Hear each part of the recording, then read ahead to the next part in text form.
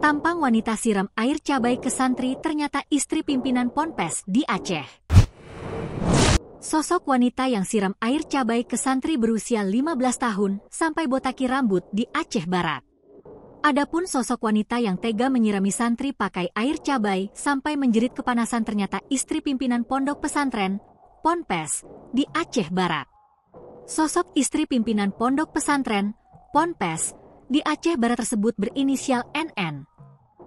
NN merupakan istri dari pimpinan pesantren, mengakibatkan korban merasakan sakit yang parah, termasuk rasa panas di bagian tubuhnya. Alasan NN melakukan kekerasan kepada santri tersebut karena santri itu melakukan kesalahan. Sebelumnya kasus ini terkuak setelah video seorang santri di Aceh Barat merintih kesakitan lantaran disiram air cabai viral di media sosial. Video yang beredar di media sosial menunjukkan kondisi santri yang menangis kesakitan saat dibersihkan oleh keluarganya menggunakan sabun mandi. Dalam video tersebut, korban terlihat berusaha meredakan rasa perih dengan meloncat ke dalam bak mandi. Polres Aceh Barat memeriksa wanita berinisial NN, istri pimpinan salah satu dayah di Kecamatan Pantai Ceureumen, Aceh Barat.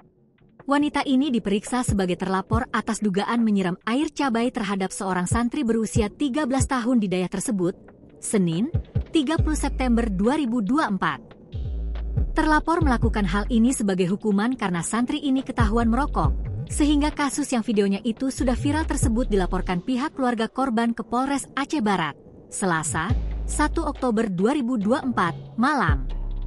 Kapolres Aceh Barat, AKBP Andi Kirana, melalui Kasat Reskrim, Ibtu Fahmi Suciandi, menyampaikan hal ini kepada serambinews.com, Rabu, 2 Oktober 2024. Menurutnya, pelaku diperiksa setelah pihak keluarga korban melapor kasus ini ke Polres Aceh Barat, Selasa, 1 Oktober 2024, malam.